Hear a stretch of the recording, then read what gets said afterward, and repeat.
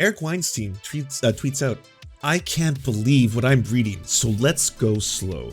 The FBI's former attorney was hired by previous Twitter management and was the one vetting the files to be given to Barry Weiss and Matt Taibbi that might reveal FBI collusion, and the new owner, Elon Musk, wasn't told any of this? Elon reveals, only discovered this on Sunday." But if it doesn't surprise you at all, he's lying. He lied. Yeah.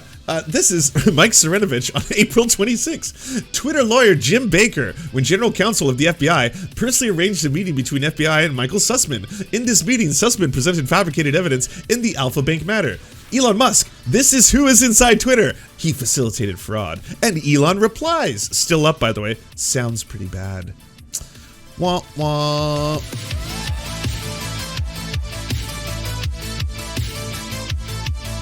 Alright, it's time to cover the incredible, amazing saga. I found some stuff out. I got some secrets. I got some revelations. We got all the dirt on Matt Taibbi and the new Twitter 6.0. I don't know. This is part of history, though. Oh, I found out some things I did not know. Some of you may already know this, though, but for those who don't, this is going to be pretty shocking. Revelations abound. In a shocking revelation, shocking! Disgraced former FBI lawyer James Baker was apparently general counsel at Twitter. Was he disgraced because Elon fired him? That's funny. I'm going to give you a quick preview of the story because it's really silly. So Elon Musk, you know, the champion, the one who kind of got memed into buying a company for almost twice the value that it's worth and then has just fucking driven it into the sun. And then I guess one of his latest things has been like, well, I fucked up so majorly and publicly. It's weird. It's not often that you fuck up, but then you also fuck up on the thing that you are fucking up. And that thing that you are fucking up is a broadcasting service that is being amplifying your terrible fuck up to the world. Now everyone knows what a fucking divorced dad energy you are. It's gotten to that point, right? So as he's fucked up along the way, don't need to recap the entire saga. You can scroll past all the fucking the checkmark program. Everyone impersonated me. The whole thing is all the ads are gone. My ads gone. All the kinds. Oh, I'll bring back the neo-Nazis. This will fix everything. Oh, they're doing neo-Nazi shit. Stop some of the neo-Nazi things. Oh, okay. Well, I guess I'm the free speech king again. Well, I'm not really, but I am again. But oh, hey, yo, it's yay. What are you saying? Yay. Oh, don't do that. No, that's a swastika inside of the Star of David. That's really bad. Okay, well, okay. All right, we got to take that one out. Oh, everyone's mad at me again, but I'm still the epic. You love me. So it got to this point where a strategy could be, and it's not the one I would go with, but a strategy could be that in spite of all this fuck up, you know, goblin mode being the term of the year, you go goblin mode on it, and you decide, why don't I start creating a story? I create a story that will distract everyone from the fuckery of basically my tenure, and then they'll think about this thing instead, and also it'll fuel all of the people who I seem to want to pal around with. I'm now just a professional reply guy. That's sidebar, the saddest thing about this. He is a reply guy for the worst motherfuckers on the far right. Like just the worst, ugliest, greasiest motherfuckers. Ian Miles Chong, someone who most people do not have dealings with because of all the pedo comments. They're like, ew, gross. Or the fact that, you know, he fucking was responsible for a dog's death. Another reason why you'd be like, oh god, that guy's really fucked up. Not Elon. Elon loves being his reply guy. I don't get it. You're the previously richest human being on the planet. Now you're the first place, second place loser, richest person on the planet. Like, I don't understand why. Like, you could be the reply guy of like any cool celebrity you wanted. You could be like, hi, Emily Ratajkowski, is Pete Davidson in the room? Or like, hey, Seth Rogen, I've smoked weed once. Maybe we could hang out. I can laugh like you. Something like that. But no, it's all these fucking disgusting. Mike Serenovich, ew. Have you read his old blog, the one he deleted? It basically was like a bro code for rape. It's like, yeah, here's a whole bunch of techniques that are not technically rape, but maybe they're rape. Hey, I'm going to not only think this, I'm going to publish this and post it on a blog. And then Elon's like, hello. I don't get it. I mean, you know, he's built different. Let's just say that. Elon's built different. It's weird.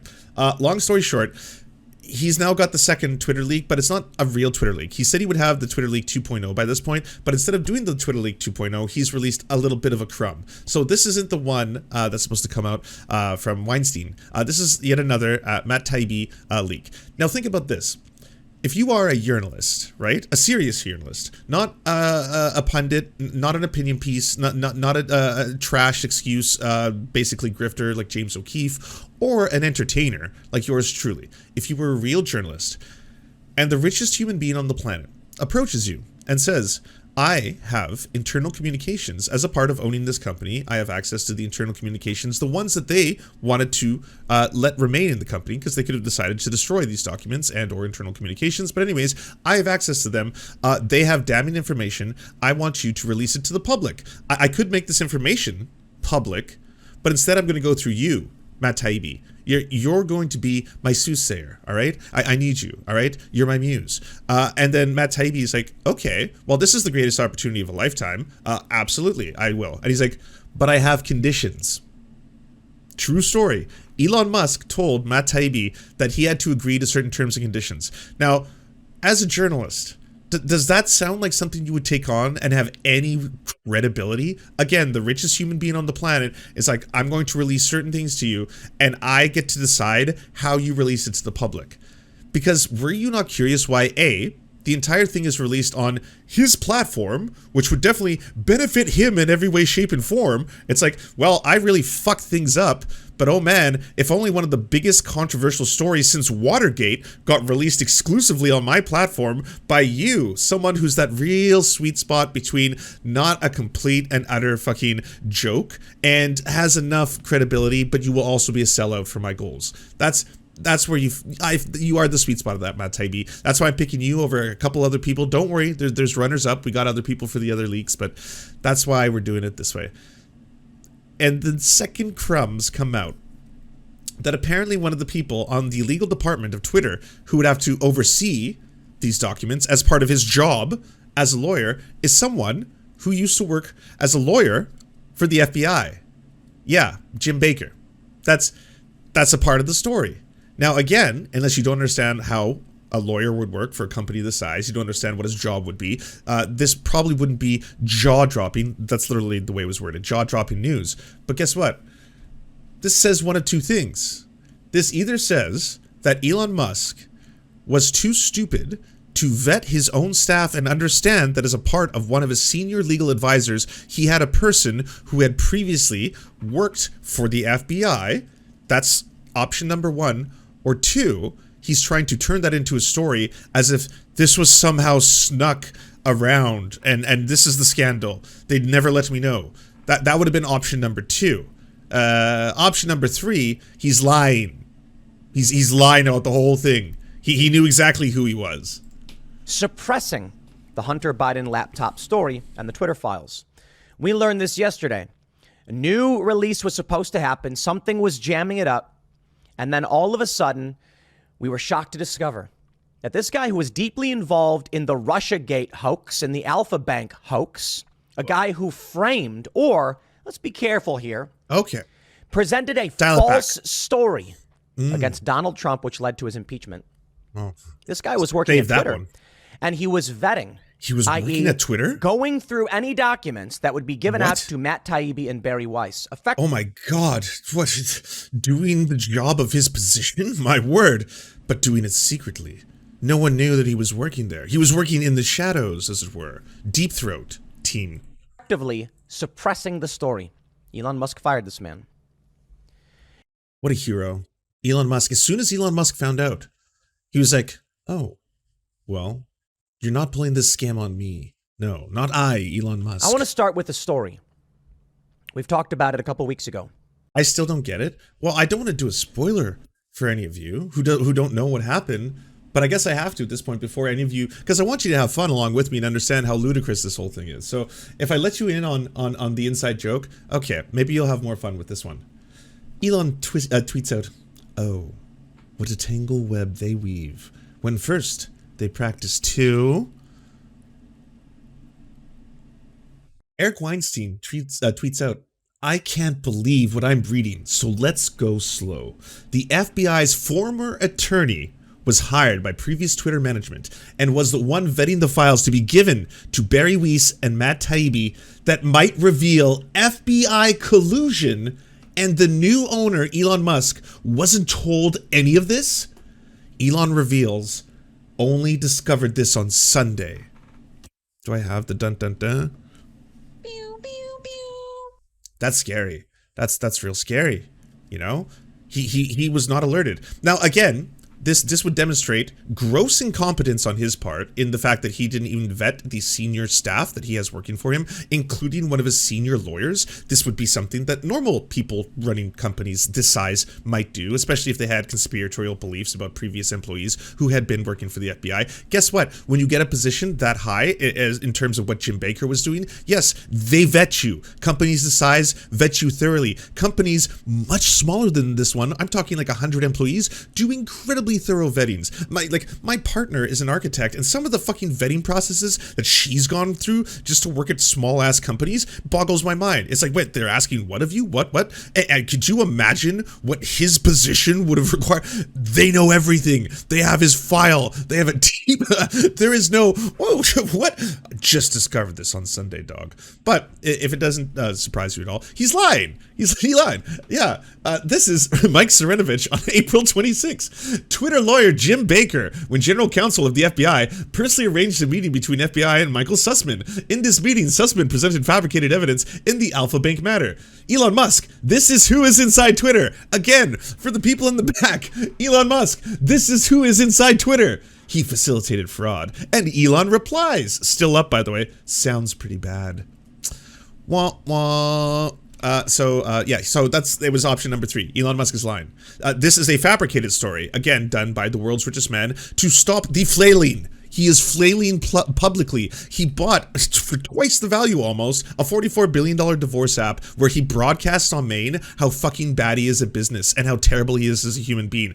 And just fucking amplifies. It is a nightmare of his own design, the likes of which in the past, we could have only fathomed this form of torture. Like, we didn't have the technology for something like this to happen, let alone for one person to do it, to POV himself and become the main target of this app on a regular basis, for us to clown and laugh on. Not to mention, it has been giving the left so much information. Like, you know how it used to be like Ye and Elon, and they were like, oh, whose divorced dad energy is going to go more wild? I would say Ye has benefited all the fucking the neo-Nazis and the white supremacists and the fact that they think they had cover, but he's also damaged, broadly speaking, the right in a large part because of how far along all of them went with the ride up until the I love Hitler shit. That's where they broke. Before that, they were like, well, you know, he asked some interesting questions about Jews and the banks, or, oh, wow, have we ever really been allowed to talk about Jews in the media? And then all of a sudden he's like, I love Hitler. And so, oh no, okay, yeah, no. Oh no, we don't do that part. No, wow, okay, yeah. Elon, in the opposite direction, all of the fucking right-wing pundit class, the Tim Pools, the fucking James O'Keefes, the Project Veritases, all of them, you are also amplifying how clown shoes you all are, how desperate you all are. Like, Glenn Greenwald has been trying his best to run cover for this, but it's still so embarrassing, because every single time it's like, and it doesn't actually demonstrate any government collusion. In fact, if it did demonstrate government collusion and a violation of the First Amendment, that would be on the Trump administration, who all the documents point towards. All the secret Twitter documents that Matt Taibbi originally linked, they were all when Trump was in power. So if this is a violation of the First Amendment, that would be on the Trump administration. But no one wants to say that part out loud. This is how bad this entire thing has become. So obviously, that's why it's fucking hilarious that, just look at him. Look how serious he is. Like, you know, they're all buying every part of this, hook, line, and sinker. Like, the world's second richest human. The world's second richest human is just dangling these crumbs, trying to be like, behind him is Twitter on fire, as well as his career, Tesla, and any idea that billionaires are better humans than you. That's what's literally on fire. And he's dangling these keys in front of everyone, being like, but the Twitter files, the Twitter files, you see, you know, it's like, yeah, it's not bad though, right? I mean, these are neat. Look, the scary printouts. Ooh, oh, little teeny clippings. Oh, that one's scary too, right? Elon Musk, back in, I think, around 2008. He was, or sometime around then. So anyways, now that I've completely blown apart, and it was not me, it was just taking 2 seconds on Twitter to realize people's replies to Elon showing that he in fact lied about this. But now that I've kind of exposed how this whole thing is a travesty and a joke, this is not because I am a Democrat. I can't even vote for Democrats. This is not because I am a big fan of Joe Biden. I'm actually someone who despises Joe Biden. This is not because I'm someone who wants to protect Hunter Biden. I do not. In fact, if you want a really good takedown of Hunter Biden, please go watch some more news video on Hunter Biden that can actually demonstrate some kind of shady shit and perhaps collusion going on and some quid pro quo stuff that, yes, should not be tolerated and should be investigated. I think it should absolutely be investigated. I'm not here to defend Hunter Biden. Fuck fucking nepotism and all this fucking collusion between power and governments and all that kind of stuff. Same thing would apply to fucking Trump, Ivanka, Jared, the entire all the way down. Nepotism and government, what the fuck. Anyways, that being said, this is all clown shoes. This is the richest, second richest man on the planet trying to distract you from how bad he is. And guess what? There's so many things right now that you could ramp up and roast Joe Biden for that is not this fucking Balenciaga QAnon find the crumbs shit. You know, there's real things that you could be going after Joe Biden. How about fucking, he says that he's pro-worker and shutting down the railroad strike. Big real thing that happened. You go after that. What about the fact that he criticized Donald Trump for his treatment of COVID and now is stopping federal funding for COVID programs, including vaccination programs? Could be very dangerous, could result in a lot of people dying, might be a really fucked up thing, could go after him after that. You know, real things in the real world. Not again the second richest human being like, here's the story. This is the collusion. Was dealing with leaks coming out of... But they hate workers and I believe vaccines? Ah, well, there's that. Somehow, everything that they were putting out, all these emails, kept getting to the press. So what did Elon Musk do? He sent out a company-wide email, basic information about something that may be happening. And then he waited. Eventually, the press got the email. Elon Musk immediately knew who the leaker was and fired the person. How? You see, the emails that were being sent out were not generic company-wide emails. It's the conspiracy. No, Tim, he knew who he was. On April 26, 2022, we have evidence that he knew exactly. Elon Musk, this is who is inside Twitter. He facilitated fraud. They were individually sent emails. Somewhere in the email was a... Oh, wait, come on. We need spy music. And I'm not talking about, like, Among Us, even though that would fucking work out really well. All right. Detective, film, noir, copyright, clear music. Very good. Oh, perfect. Perfect. Secret double space. Brilliant. The individual who was leaking assumed they had received a generic company-wide email, sent it to the press. Elon and his crew looked at the email and then saw a double space here on line 3, 5 words, and boom, that was the email sent to so-and-so. They were then able to locate this individual and fire him. There's a lot of interesting speculation as to how this happened. And I'll talk to you about who James Baker is first. We did talk about it a bit last night on IRL. But I want to point out a very interesting idea. These Twitter files on the suppression of the Hunter Biden story were supposed to go out to Matt Taibbi and Barry Weiss and were being held up. But what information was being held up? Apparently, in the reporting, Elon Musk says there's evidence the government was directly involved.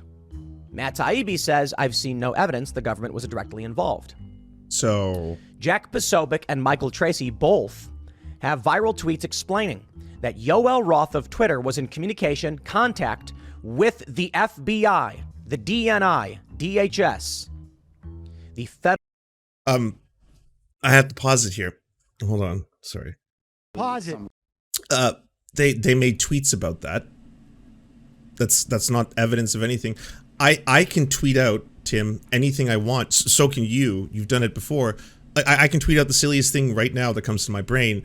That doesn't make it a matter of fact, you know? Like, you try to be as factual as you can, but sometimes people shitpost, and other people just outright lie. So that's like, you can't really just submit that into evidence, unless the person was like a reputable source. I'm not. And if I'm not, Jack Posobiec, again, the white nationalist, almost certainly is not. Like, just straight up. He's the 1488 guy. The guy who just used to love 1488 so much he would tweet it out en masse because he thought it was the fucking dopest thing. He's like, oh, we can just be out and proud now and signal to each other.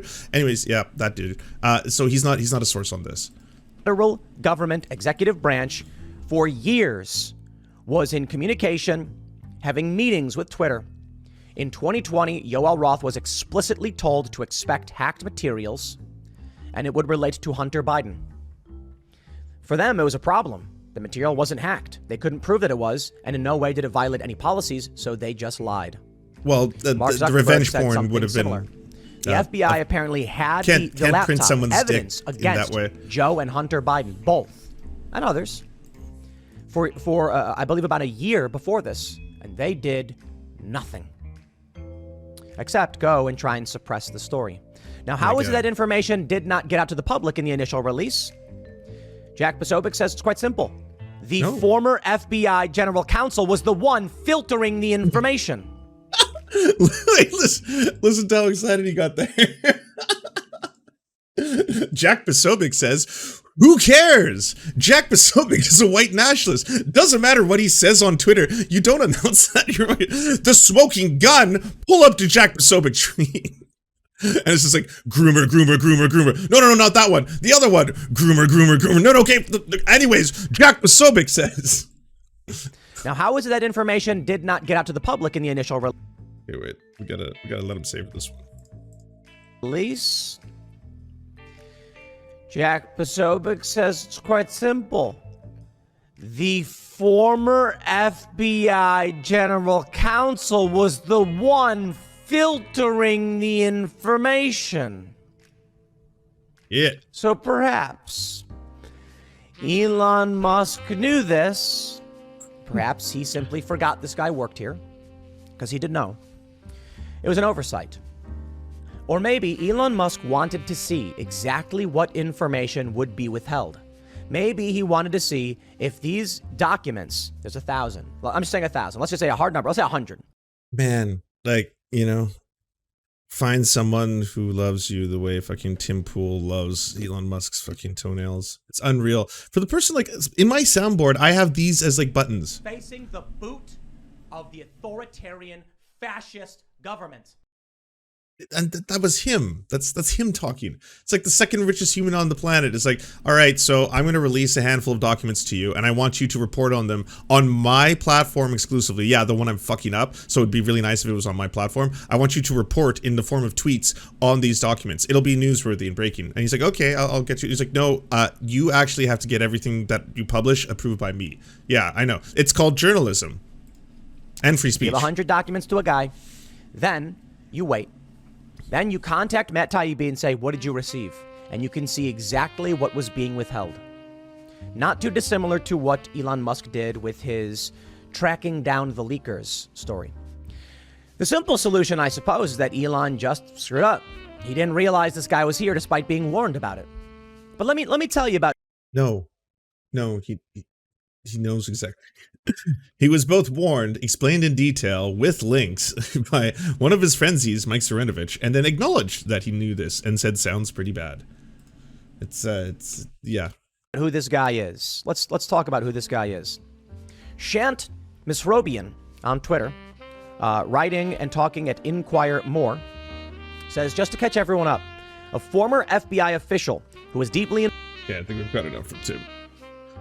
We have to move on to the more revelations. Oh, did you acknowledge this? Okay, what did you say here? Corrupt scheme to hide evidence about the FBI's role in censorship of the Hunter Biden laptop story. It might be time for AG Eric Schmidt to depose Jim Baker under oath. Shant then points out, as evidenced from this exchange with Mike Cernovich in April, Musk was at least at one point made aware of Baker and his background. Now this, I think, is a bombshell. Go on. Mike Cernovich. I think I retweeted this from Mike Cernovich, to be completely honest.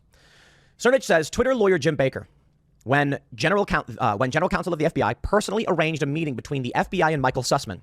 In this meeting, Sussman presented fabricated evidence in the Alpha Bank matter to his inside. This was a hoax against Donald Trump. They claimed that his servers, banks, or all fake news, and it was used to justify impeachment of Trump. Elon Musk responded to Mike Cernovich, 8:09 p.m., April 26, saying, sounds pretty bad. Now, a fair reading? Elon Musk doesn't remember every single thing anyone's ever... Facing the boot of the authoritarian fascist government. Wow, Tim, do not disappoint, eh? I mean, a fair reading. Right. Oh, they were good toes this week. He doesn't remember everyone, would you? Never said to him. He sees something. He sees. Odd though, because when he bought the company, he would have been well aware of this if he had any kind of, I don't know, oversight over what he was doing. He's like, oh, what are the senior legal advisors? Can you tell me about him? Oh, Jim Baker. Well, funny you should say that. He used to work for the FBI. Ah, okay. Well, I forgot what you said just now. I assume it was something important. Anyways, I'm going to move on. Yes, a fair reading. This thing tweeted at him in April. He gets the company in what, November, late October? Oh, that really upset Chico. And then he's like, I don't remember any of this stuff. You know, it was a passing comment on Twitter. Maybe. But Elon Musk tried to back out of the purchase. And I've suggested this, several others have. Maybe Elon Musk realized just how much of a hive of scum and villainy Twitter was, notably with government involvement, and said, I can't get involved in this. So what is it, Tim? It can't be all 6 options at once. It doesn't make sense. These are contradictory. He cannot be aware of this and then see, he's like, oh, wow, there's this person who works here, Jim Baker. What a hive of scum and villainy. I need to get in there and cleanse it, drain the swamp, if you will. And then he came in and decided, is that the reason he overpaid twice as much for Twitter? Wasn't the epic memes and him failing along the way and then forced legally to have to do it embarrassingly, publicly? Was it because the legal challenges were getting so bad and the discovery was revealing very embarrassing text messages by Elon Musk, and he was like, this is more embarrassing than me actually going through with this. Okay, let that sink in. Here we go. My theory, or hypothesis I should say, was that Twitter probably had several national security letters, instructions from the federal government as to what they have to do. Oh my god. So yeah, nonsense speculation, fucking. And you keep saying, but my kids need food, and now inflation is here, and there's food shortages, and your kids aren't eating, and the schools are indoctrinating your kids. So by this point, you probably have gotten to the conclusion that, yes, this happens to be a pretty embarrassing spectacle for everyone involved. And it's just accelerating at such a rate that, like, there is the right-wing ecosystem that is obsessed, who are just like, we have discovered, woof, this is like, the lefties are fucked, look at this, oh, we're going to destroy the libs, the scandal of the century is here. At its best, what this shows, and this is the thing that even Jacobin got wrong. Jacobin, shame on you. How did your editors not pick up on this? If, in fact, there was a direct collusion between a government, as in the government of the United States, and a social tech company where the government directly told them, here's what you can and cannot do, we're going to control what you say and what you don't say, well, that would require a lot more steps than simply backdoor dealings. There would require laws and legislation, not even antitrust laws at that point. At that point, you were basically trying to supervise what someone can broadcast, whether it falls under the jurisdiction of the government. It's like there's a lot of rules and regulation in place that would have to take place there. Even that being said, the RNC and the DNC are not government entities. They are private entities. If they are saying to tech companies, hey, by the way, we would ask if you could do something for us, can you do blank? That doesn't shock me under capitalism that a company that size would, and these are usually sometimes people who give big donations to them, be like, we will agree to what you want or we won't agree. But they have a seat at the table to ask. Yes, that's capitalism. Glad you're all caught up now. It's not at all shocking. It's also not shocking that these companies have lobbyists who would get to go to government and be like, hey, by the way, we want you to not pass regulation and legislation on us. That's the more fucked up thing. Right-wingers, if you hate big tech and you are against big tech, can you work with the left on trying to get antitrust laws to help break them up or help control them or rein them in? Because that is what parts of, progressive lawmakers are trying to do right now. But it's always like, well, no, we want the cool secrets and the mysteries. Look at the box and the Hunter Biden penis, and then look at all these things. But apparently they've lost Fox News.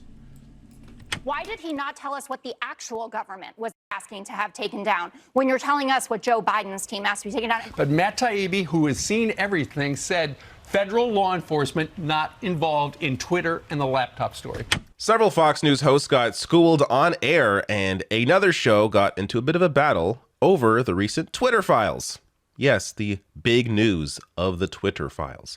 This is concerning Hunter Biden and what Twitter did not allow on their platform, violation of the First Amendment. Oh, Please, can we talk about that for 2 seconds? Because everyone is getting this wrong.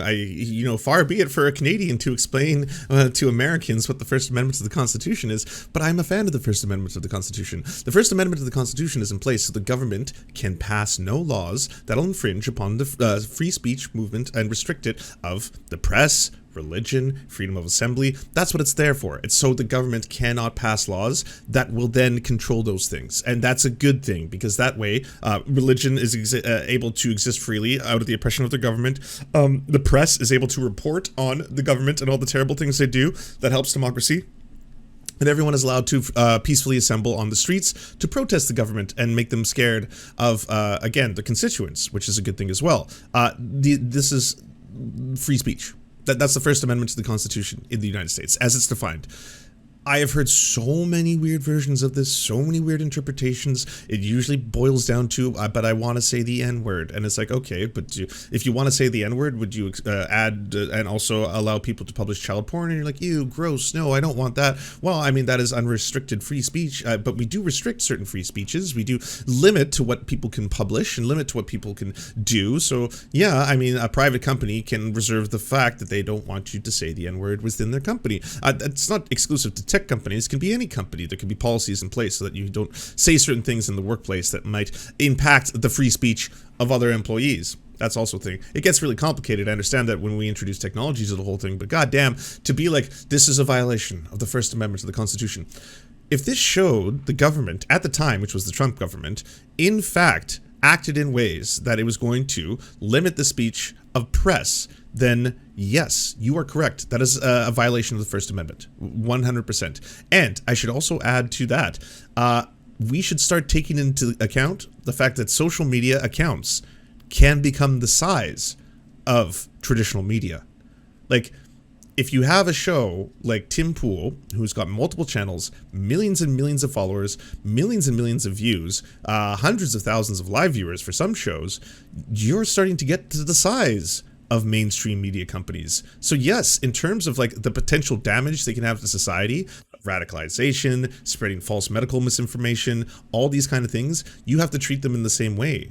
At a certain size, you start to realize that these have the same reach. Even if you don't understand the technology, the reach can be one-to-one. There's more people globally who use YouTube than watch MSNBC. Like, there's more people who watch globally who use YouTube than watch CNN. That's just the reality. The majority of the world with access to YouTube uses it. So you have to understand that it's still going to impact people in the same way. Yeah, we'll get to all that. So first here, let me just set the stage. This was what if I spread was true released, medical misinformation? Well, I can't late last that. week. This is Matt Taibbi, serious journalist Matt Taibbi, with a thread here. So says, yeah, we don't need to go through the entire thread. Smoking crack and getting his feet rubbed, and a link to a Hunter Biden sex tape. So it's the Democratic National Committee, not the government, a private entity. They included a picture of Hunter Biden smoking crack and his feet rubbed and a link to the Hunter Biden sex tape. It doesn't matter if you're Hunter Biden. It doesn't matter if you're Joe Schmo. You cannot post naked images of other people on Twitter without their consent. This is such a hard concept for the right. For like, but my revenge penis. I want revenge penis, goddammit. I demand to see the cock. Do that. This schlong is not protected. Images that may be compromising to them. If they didn't agree to post those images, you can't post that online, on Twitter.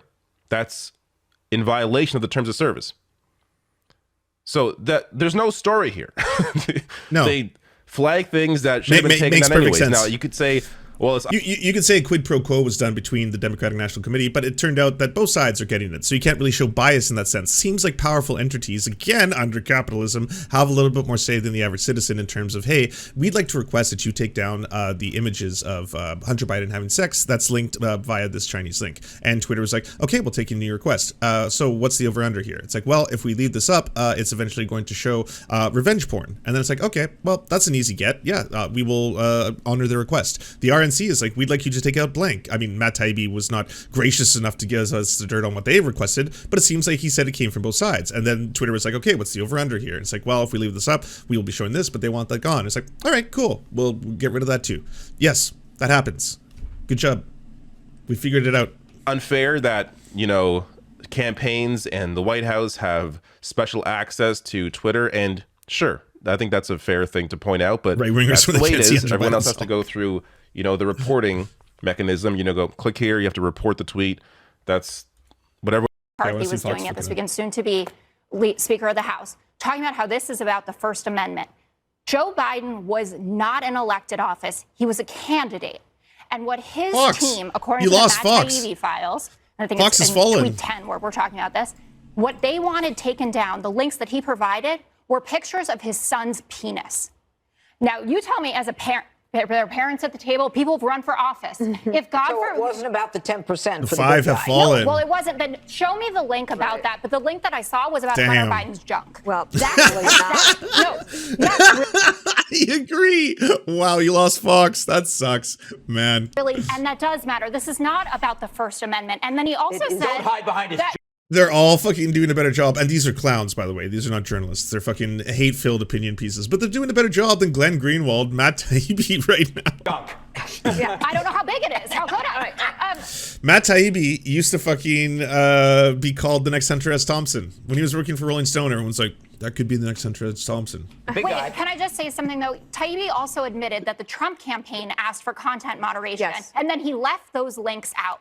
Why did he not tell us what the actual government Oh my God, was asking how are you doing real journalism? What is happening here? to have taken down when you're telling us what Joe Biden's team asked to be taken down? And by the way, that's a violation of the terms of service. That's not even a favor. That's someone pinging someone at Twitter and saying, hey, this is revenge porn. That's the thing of beauty. Majority Report also found this. So apparently they went through the trouble of hosting a Twitter Spaces. I hope this is right. Yeah. So they hosted Twitter Spaces to reveal the 2.0, as in, like, you know, so the second leak has been made available. And who do you think is fucking the co-host of that? Kim.com. I feel like I should pull up, finally, some of his terrible music. I keep talking about how Kim.com... So Kim.com made his fortune initially with Mega Upload on the internet. It was basically the illegal hosting site. And, you know, Kim.com did it from a very capitalist perspective. This was not a pirate perspective. He wasn't like, information should be free. Everyone should have access to everything. It was like, I should be able to take copyrighted material and make a profit off it while people share it illegally behind the background. He was not doing it, like, for the people. That was not the purpose of Mega Upload. So he's like, he's hardcore, fucking overlaps all the time with fucking weird ass alt writers and stuff. He was one of the people who, by the way, very recently was like freaking out at Ye because of the whole fucking I love Hitler stuff. That's when he was like, oh, you fucking idiot, you masked off this one. Because, like, he's like, I was with you up until the point, like, you were raising important things about, like, you know, the Jewish question and how Jewish people control the banks and all that, and I was with you, but then you had to go and say I love Hitler, and you're basically giving the left everything they want. And it's like, no, I mean, dog, we were calling you racist long ago. We know what this means. You don't have codes anymore. Just like, we picked up on this shit. We know what you like. Everyone knows what you mean when you say, don't they really control the media and the banks? You know who I mean by them. You're like, oh, the triple brackets. Yeah, I mean, you do know that, like, prominent Jewish journalists put their names in triple brackets on Twitter and stuff, as in, like, we know the joke, blah blah blah, you racist assholes. It's like, it's not a thing. Anyways, Kim.com is the co-host. See if I can pull up this terrible Kim.com song. Well, I always talk about Kim.com and then bring up that he's one of the worst producers in the history of electronic music, and he'll have all these songs where it's basically like the spoken words one. A lot of them are just like, I am cool, you are cool, we are cool. Yeah, this is Party Amplifier. I'm a party amplifier.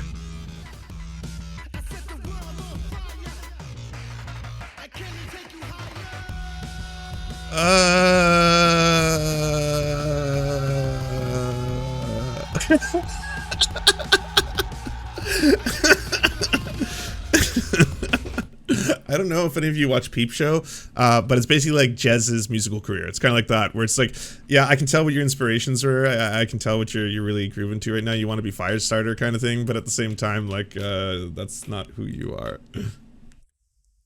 Are you surprised at all about the blowback against Matt Taibbi over the past 24 hours? I mean, a number of liberal news organizations, a lot of liberal news reporters came out and really slammed Matt Taibbi which really was really shocking. What was your response to that? Well, I think those people should be looking in the mirror and wondering why they were deceptive. Why did they deceive the American public? And instead of trying to redirect blame to Matt Taibbi, I'll have you know, by the way, Jack Dorsey came out and he's like, you know how fucking shamelessly transparent this is?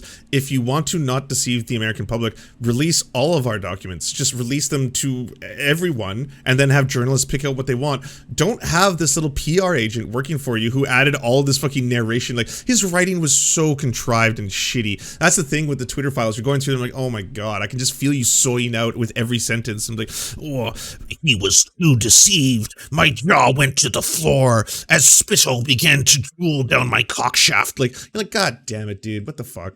to be accepting some responsibility themselves for not being truthful to the American public. For sure, dude. Good follow-up. Good follow-up. Like, in what respect? Like, what information did So, all this being said, why is Matt Taibbi like this? Some people have been asking. Because apparently he, not too long ago, a few years ago, was you know, a prominent writer for Rolling Stone. He was on Democracy Now! Frequently. He was very anti-Trump. He was anti-imperialist. He seemed to come at things from a leftist perspective. You know, he had a lot of prominent... Like, why is he doing cover for the world's second largest human and mostly for the far right? Because they are the ones just gobbling this up. They're the ones like, we have uncovered the codes. We will destroy Brandon. Why is he doing this? And it turns out he has one of those really fucking sad arcs. Not sad as in it's sad, as in he has a sad story. Sad as in that's so sad you went down this road because of this one thing. I think it's a theory. I'm going to posit this as a theory as I show you my evidence to follow this up right now. But was it Cody Johnson who said, someone was mean to me, so I changed all of my views, beliefs, and opinions? Like, that's basically Matt Taibbi. Matt Taibbi did get a bit of a rough... let's just say, campaign against him a couple years ago, back in 2017. He actually used to live in Moscow.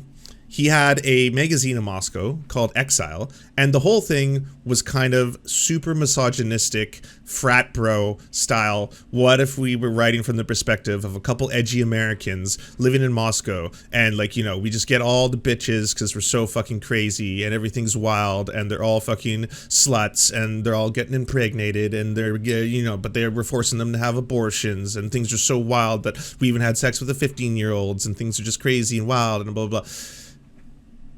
True story, in this Exile magazine that they had, they also wrote a memoir. The memoir that they wrote was an act of fiction, and they state that it's an act of fiction in the memoir. Nonetheless, some people took the memoir to think it was serious. Now, why you would write a weird-ass fucking misogynistic memoir and having all these fucked up weird stories in them, that's a matter for the court of public opinion. You know, my reading on the whole thing, it's gross, but it's not an admonition that you, in fact, have done the horrifying, repugnant things that you put in the fictional memoirs that you put out, as you did also state that they were fictional. That's as far as that story goes. Turns out, though, on an NPR interview, he was asked about it. And it's like, are you ever going to acknowledge this blah, blah, blah piece of work that came out where you had said a lot of horrifying things? There's jokes about, you know, sleeping with a 15-year-old and stuff. And, you know, even though it's a work of nonfiction, it's blah, blah, blah. And he was kind of caught off guard and ended up apologizing deeply and profusely for it. And since then, there has been, and this is where the theory comes into, a slow descent into more and more reactionary writing, content, and opinions, including starting to align himself pretty much with TERFs. He's also got a lot of fucking weird-ass TERFy takes, talking about puberty blockers cause, you know, permanent, what is it, castration in some cases. Why aren't we allowed to talk about that? The orthodoxy, you know, obviously of, like, you know, trends, ideologies, that kind of shit. He kind of slithered right into that fucking corner of the internet.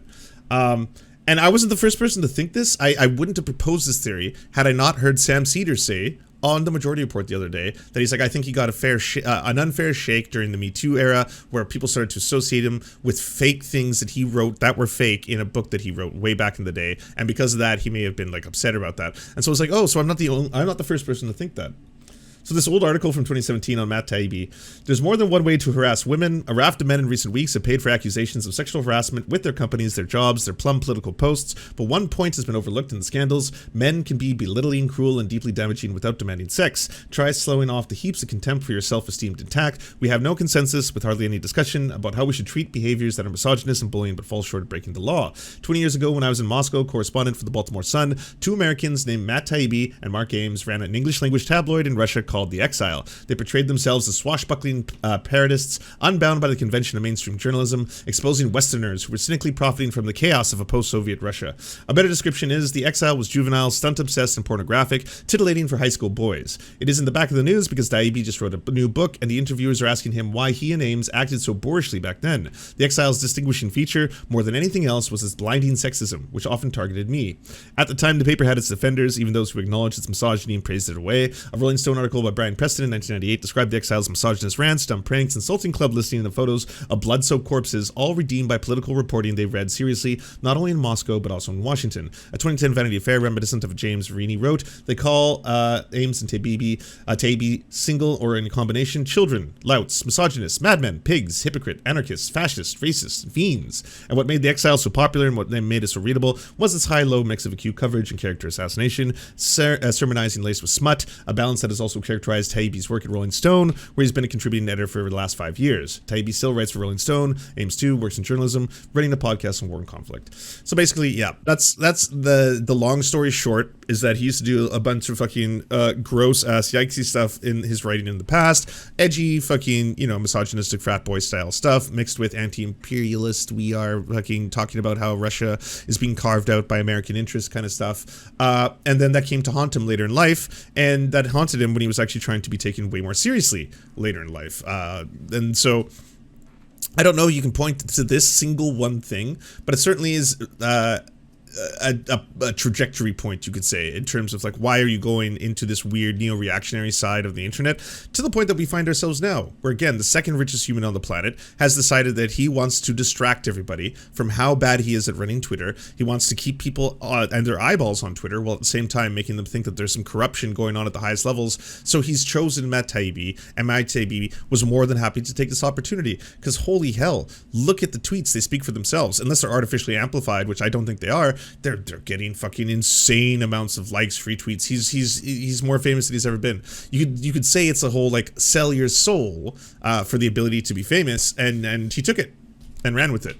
So there's that. Yeah, but this is some deep Taibbi lore. I thought we had to talk about this.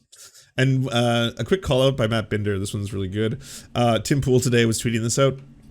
11-year-olds have heart attacks all the time. Calm down. As in, like, this never happens, and because this has happened, this is probably something to do. I don't know with the vaccine. Let's get scared. And Tim's like, Tim, please read the article before you share it. Sir Rod said, we thought my boy had a heart attack. Speaking to 442 magazine, the singer continued, he was going blue and was unconscious until he calmed down. It was scary, but it turned out to be a panic attack. The lad wanted to do well, pulled on the hoops in Scotland for his dad. And Tim Pool responded, by the way. He's like, Matt, my God, 11-year-olds don't have heart attacks was my point. It's like, no, you were trying to fearmonger, but you didn't read it. You're using, they thought he had a heart attack, but he didn't. He had a panic attack. Triples down. Good stuff. Cool and normal. Do you enjoy the Serfs, but prefer not to have to use your eyeballs? Many are saying this. Well, we've got the solution for you. It's the Serf Times in podcast form. Available on most major podcasting networks now. If you enjoy it, please consider leaving a good review and feedback, because it really helps the show out, apparently, and it's free, just like the podcast. To our gods, Xander Corvus and Peyton L. Juste, we shall spend many a generations building mighty cathedrals in your honor. To our monarch, Tom Spiker, we are but your oafish jesters, here to offer you a laugh at any opportunity. To our brave knights of the Round Table, Rachel K., Izzy Solidarity, Victoria Bell, Sebastian Demmel, Mark Harmon, Benji Arney, Scary Earth Human, Tony, DM Rivera, Resident Scarecrow, Sir Nickus, Cheryl Alvarez, Ruby Kelly, Brandon, Words Greenwood, Everything Important, Hegbert Celine, Matthew Scarborough, Stellar Vision, Ariane McCarthy, Doug Cady, Daniel Sutton, Jenna Tao, Dark Puppy, Quiet One 85, Anna Loves Riley, Omni, Riley and Anna, Poodlehawk, Multimondi, Trevbot EXE, Brian Ephraim, Anthropophojack, Catherine, Ramon Acosta, Incosin, Ralph Parler, Violent Orchard, Political Puppy, La Media Panza, Todd Buckingham, and Todd La Jeunesse. We salute our valiant heroes off to fight injustice everywhere.